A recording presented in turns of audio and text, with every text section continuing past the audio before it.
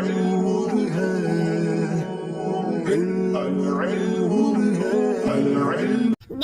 الله الرحمن الرحيم. اللهم صل على سيدنا ومولانا محمد أفضل صلواتك بعدد معلوماتك وبارك وسلم وصل عليه. بسم اللہ الرحمن الرحیم. عزیز طلباء کرام، مختارات من ادب العرب سے بحمد اللہ تعالی آج ہمارا سبق نمبر 32 ہے، اور جو مضمون شروع ہوا تھا پچھلے کئی دروس سے، کیف ہاجر النبی صلی اللہ علیہ وسلم، آج اس کا ایک اور حصہ پیش خدمت ہے. تو بڑھتے ہیں اپنے سبق کی طرف. واستأجر رسول الله صلى الله عليه وسلم وابو بكر رجلا من بني الدويل وهو من بني عبد بن عدي هاديا خريتا، والخريت الماهر بالهداية. رسول اللہ صلی اللہ علیہ وسلم اور حضرت ابو بکر صدیق رضی اللہ تعالی عنہ نے بنو الدویل، جو کہ بنو عبد بن عدی کی ایک شاخ تھی، اس کے ایک شخص کو بطور رہبر اجرت پر لیا. خریت یہ ماہر رہبر کو کہا جاتا ہے. قد غمس خلفا فی آل العاص ابن وائل السہمی وهو على دین کفار قریش.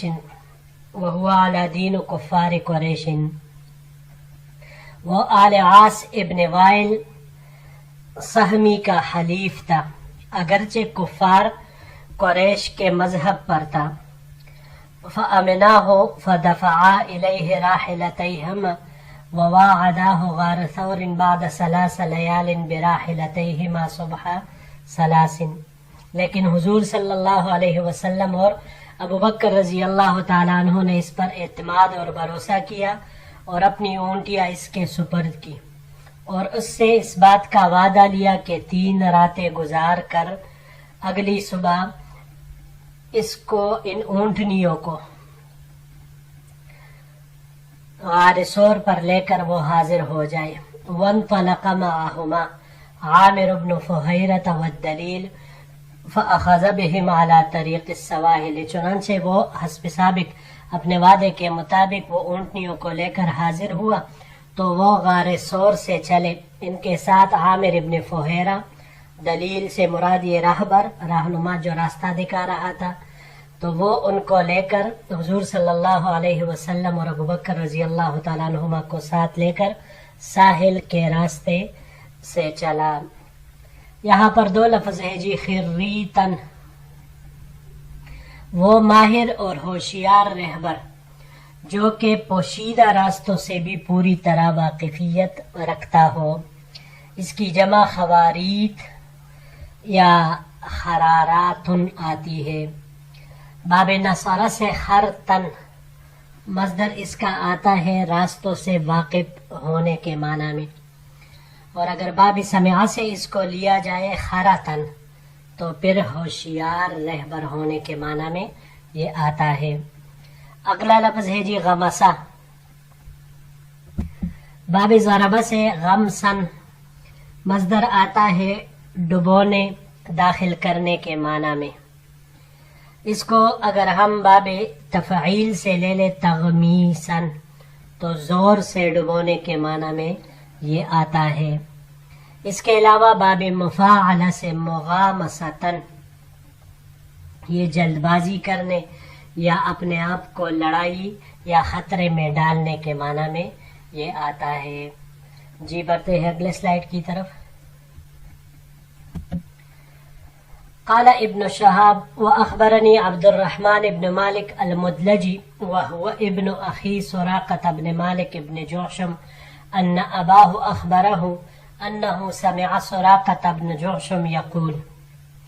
ابن شہاب کہتے ہیں کہ مجھے عبد الرحمن ابن مالک المدلجی، جو کہ سراقہ ابن مالک ابن جعشم کے بھتیجے ہیں، اس نے خبر دی کہ ان کے والد نے ان کو بتایا کہ میں نے سراقہ ابن جعشم کو یہ کہتے ہوئے سنا: جاءنا رسول کفار قریش یجعلون فی رسول اللہ صلی اللہ علیہ وسلم وأبي بكر دية كل واحد منهما لمن قتله أو أسره، کہ ہمارے پاس کفار قریش کے قاصد آئے اور یہ پیشکش کی کہ اگر کوئی حضور صلی اللہ علیہ وسلم اور حضرت ابوبکر صدیق رضی اللہ تعالی عنہ کو معاذ اللہ قتل کرے یا گرفتار کرے تو ہر ایک کے بدلے میں ایک مکمل دیت دی جائے گی. مکمل دیت یعنی 100 اونٹ، یہ اس وقت دیت تھی.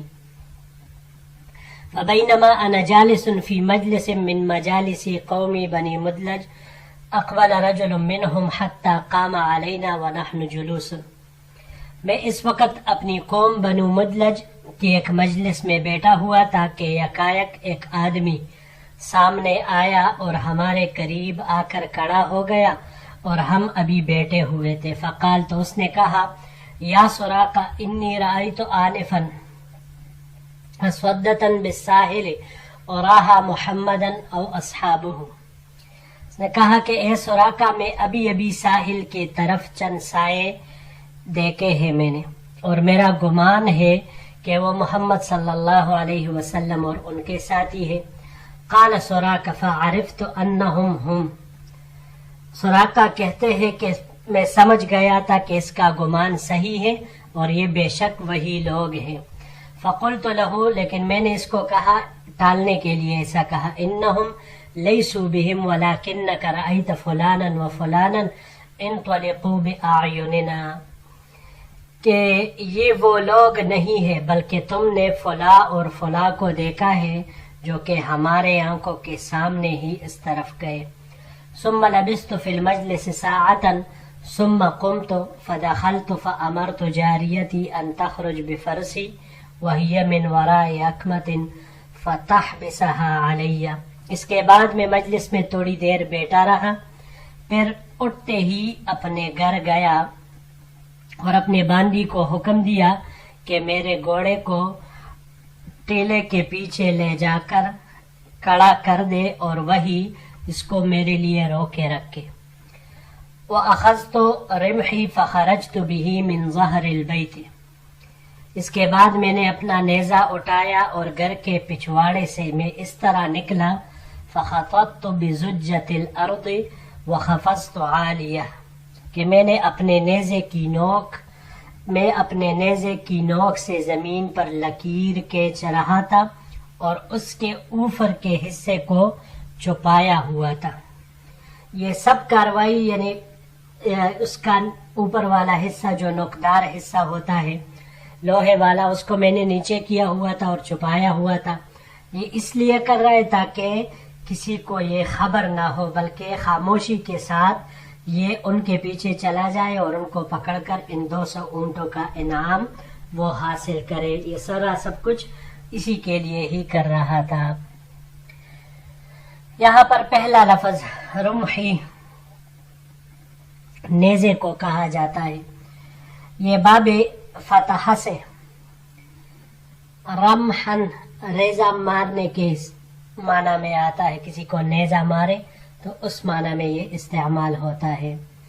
یہ باب تفاعل سے بھی استعمال ہو سکتا ہے. ترامحن ایک دوسرے کو نیزہ مارنا اس معنی میں آتا ہے. فخطط خطط باب نصرہ سے خطن مصدر اس کا آتا ہے لکیر کھینچنے کے معنی میں، اور باب تفعیل سے تخطیطاً لکیریں کھینچنا، حدود مقرر کرنا اس معنی میں یہ آتا ہے. بزجہ زج یہ نیزے کا نچلا لوہا جو ہوتا ہے اسے کہا جاتا ہے.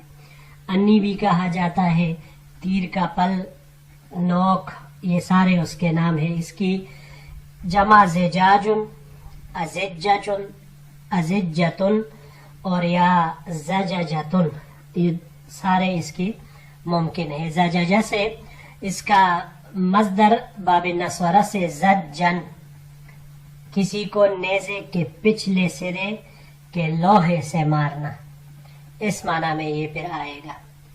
اور اگر باب افعال سے اس کو لے لیں تو ازجاج الرمح یہ نیزے کا نچلا حصہ لگانا اس معنی میں پھر یہ آئے گا. جی بڑھتے ہیں آخری سلائیڈ کی طرف.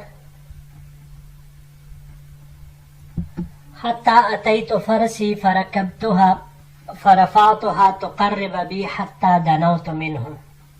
سراقہ ابن مالک کہتے ہیں کہ میں گھوڑے کے پاس آ کر اس پر سوار ہوا اور اس کو سرپٹ دوڑایا تاکہ مجھے جلدی پہنچائے یہاں تک کہ جب میں ان کے قریب پہنچ گیا فعثرت بی فرسی فخررت عنہا،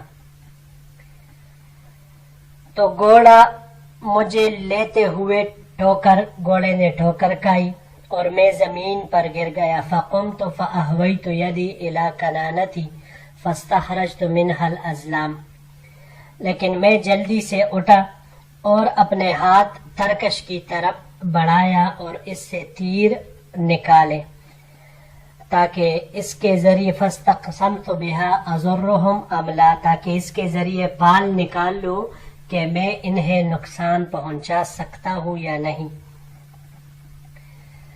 فخرج الذی اکرہ، تو وہ بات نکلی، یعنی جب میں نے پال کھینچی تو وہ چیز نکلی جس کو میں ناپسند کرتا تھا. فرکبت فرسی وعصیت الازلام تقرب بی حتی اذا سمعت قراءة رسول اللہ صلی اللہ علیہ وسلم وهو لا يلتفت وابو بکر یکثر الالتفات. پس میں نے اپنے پال کے خلاف عمل کیا اور اپنے گھوڑے پر دوبارہ سوار ہوا تاکہ وہ مجھے ان کے قریب پہنچا دے، یہاں تک کہ میں نے حضور صلی اللہ علیہ وسلم کی قرات کی آواز سنی. آپ صلی اللہ علیہ وسلم نے میری طرف کوئی التفات نہیں کیا، لیکن ابو بکر رضی اللہ تعالی عنہ بار بار مڑ کر دیکھ رہے تھے. ساخت یدا فرسی فی الارض حتی بلغتا الرکبتین فخررت عنہا، پھر میرے گھوڑے کے اگلے پاؤں دونوں پاؤں زمین میں دس گئے یہاں تک کہ دونوں گھٹنوں تک دس گئے. میں اس سے نیچے گر پڑا. ثم زجرتها فنہزت فلم تکد تخرج یدیہا، پھر میں نے اس کو اٹھنے کے لیے ڈانٹا اور اس کو کھڑا کرنے کی کوشش کی، وہ اٹھ تو گیا. فلما استوت قائمتا اذ لأثر یدیہا غبار ساطع فی السماء مثل الدخان، وہ اٹھ تو گیا لیکن اپنے پاؤں زمین سے نہ نکال سکا.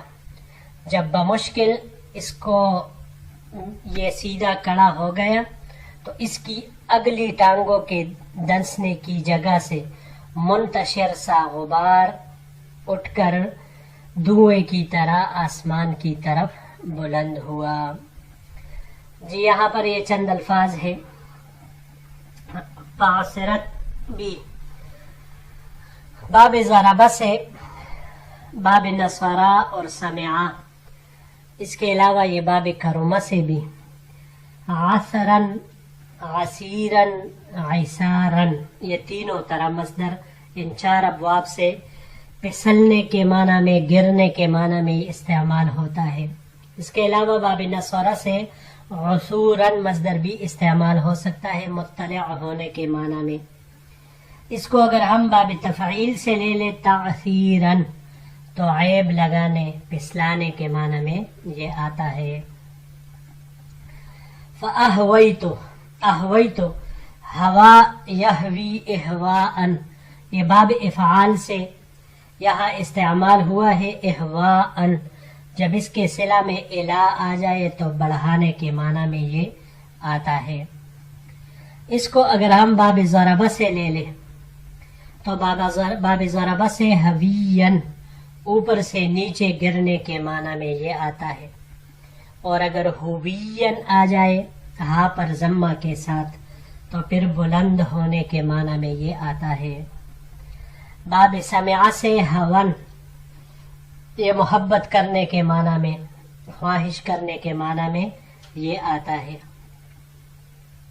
اس کے علاوہ یہ باب استفعال سے بھی استعمال ہو سکتا ہے، استحواءن، مدہوش کر دینے کے معنی میں یہ آتا ہے. فاستقسمت، یہ باب استفعال سے استقسامن مصدر اس کا آتا ہے تقسیم کرنے کو کہنا، فکر کرنا، اس معنی میں یہ آتا ہے۔ ساخت سوخ سے ہے، یہ باب نصر سے سوخن، اور باب تفاعل سے تسوخن دنس جانے کے معنی میں یہ آتا ہے۔ اور اگر باب تفاعل سے اس کا مصدر سیوخن آ جائے تو نگل لینے کے معنی میں، نصر سے بھی نگل لینے کے معنی میں پھر یہ آئے گا۔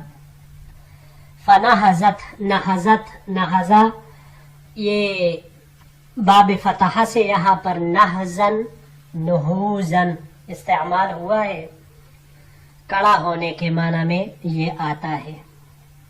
اگر باب افعال سے اس کو ہم لے لیں انہازن تو پھر یہ اٹھانے کے معنی میں آئے گا۔ باب افتعال سے انتہازن کڑا ہونا، مستعد کرنے کے معنی میں یہ آتا ہے۔